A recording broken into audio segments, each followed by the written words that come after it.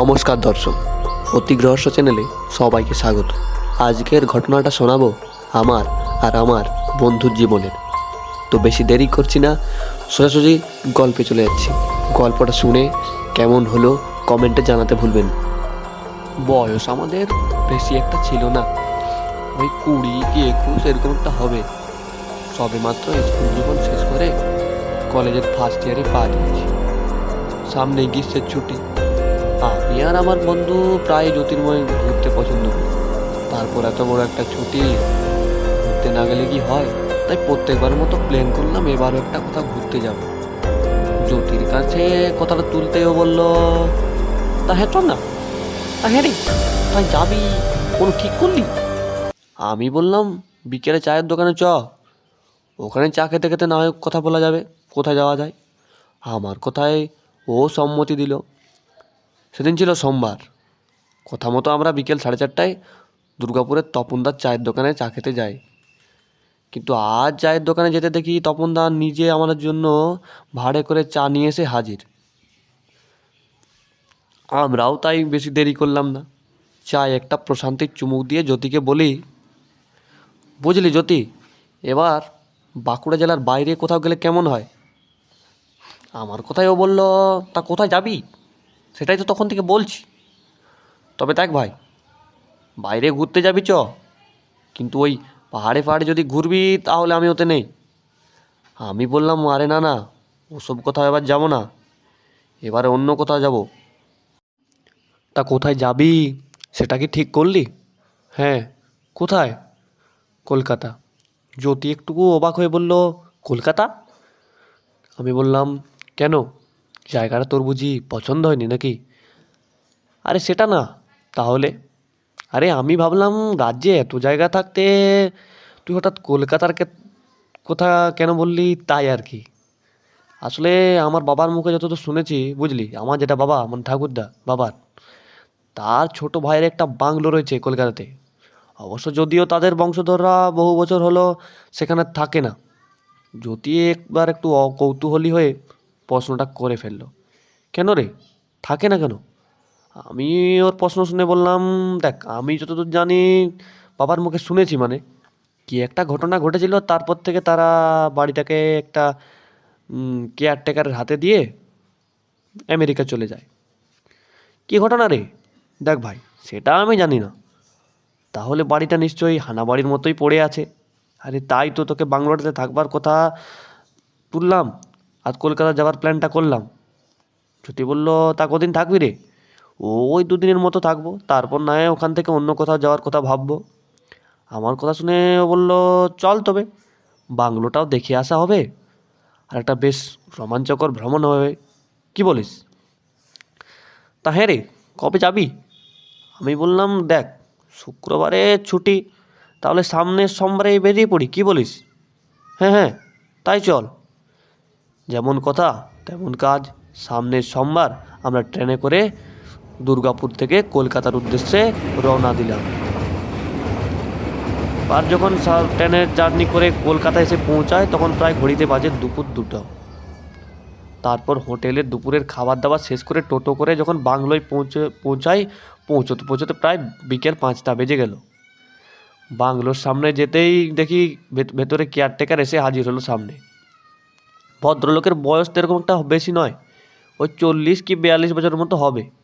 আমাদেরকে দেখেও প্রশ্ন করলো, কে বাবু আপনারা? উত্তরে আমি বললাম, আমি জয়প্রকাশ নারায়ণ, এবারে যিনি মালিক সর্বোপরি, তার দাদার আমি বংশধর। তো আমরা 2 দিন এখানে থাকবো, বুঝলেন। বাড়ির মালিকের পরিচয় পেয়ে তিনি থাকার অনুমতি দিলেন। এরপর মেন গেট পেরিয়ে আমরা বাড়ির ভেতরে যখন প্রবেশ করলাম, তখন বাড়ির ভেতরে ঢুকতেই দেখলাম বাড়িটা বেশ সাজানো গোছানো। বাড়ির বিভিন্ন পুরনো আমলের কিছু আসবাবপত্র রয়েছে। এইসব চারিদিক দেখতে দেখতে আমরা উঠে গেলাম দোতলায়। দোতলায় উঠে দেখি সেখানের বারান্দায় একটা বড় আরাম কেদারা রয়েছে, পাশে 4টে রুমও রয়েছে, একটাই তালা বন্ধ। আমি তালা বন্ধর কথাটা বলতে যাব তার আগেই কেয়ারটেকার বলে উঠল, এখানে থাকবেন না বাবু?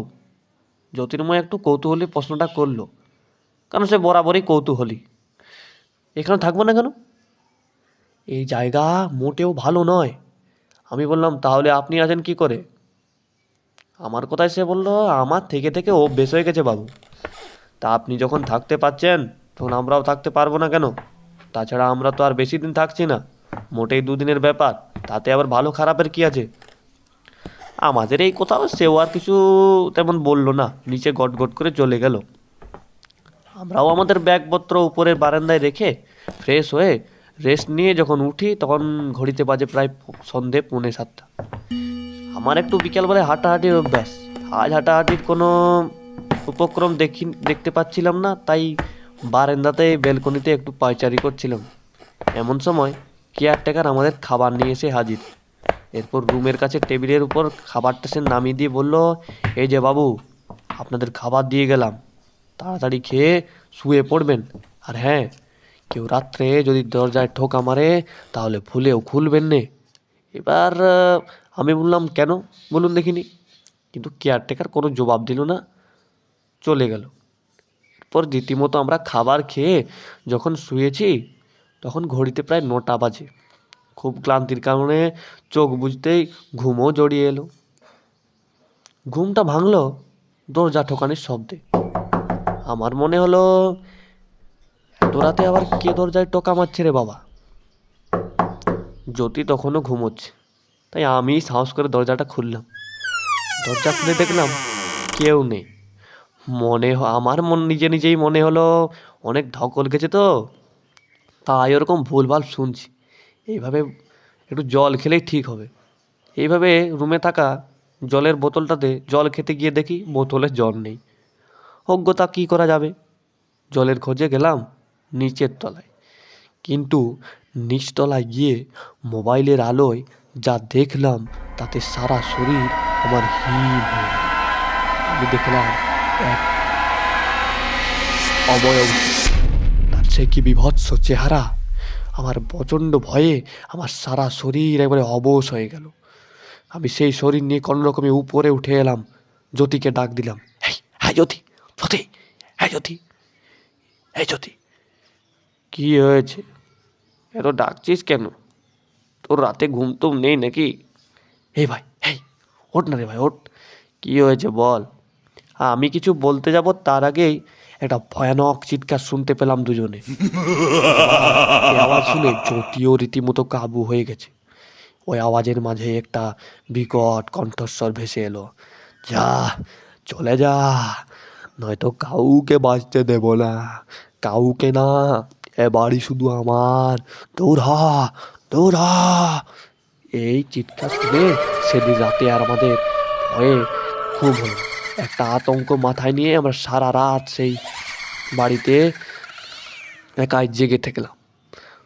সকাল হতে না হতেই দৌড় দিলাম নিজেদের জিনিসপত্র গুটিয়ে বাংলো ছেড়ে একবারে লোকালয়ে।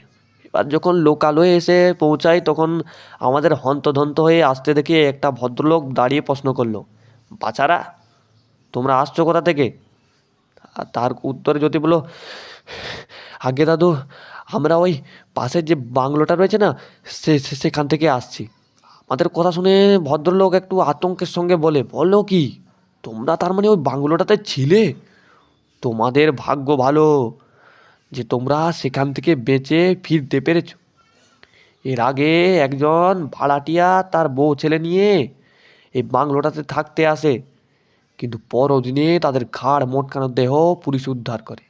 আমি বললাম, আচ্ছা দাদু, কি এমন আছে ওই বাংলোটাতে?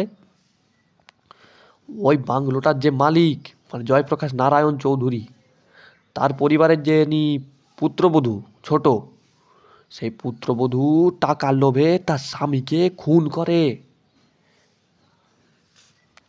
তারপর থেকেই তার স্বামীর অতৃপ্ত আত্মা এই বাড়ির চারপাশে ঘুরে বেড়ায়, যে আসে তাকে থাকতে দেয় না। কিন্তু আমি বললাম, ওই যে বাংলোর যে কেয়ারটেকার আছে তার কোনো ক্ষতি হয়নি? আমার কথা শুনে লোকটা বলল, ওই কেয়ারটেকার ওই ছোট বউয়ের ছেলে, এখন পেট হলেও বাবা তো, তাই ওই ছেলের কোনো ক্ষতি সে করেনি। বাড়িতে ভূতের উপদ্রব হলে তারা পালিয়ে যায় এই ছেলেকে রেখে দিয়ে, তখন থেকে ছেলে কেয়ারটেকারের পরিচয় নিয়ে এই বাড়ির দেখভাল করতে শুরু করে। আমরা ভদ্রলোকের মুখে কথা শুনে আর সেখানে দাঁড়ালাম না, সোজা কলকাতার থেকে দুর্গাপুরের উদ্দেশ্যে ট্রেনে যাত্রা শুরু করলাম।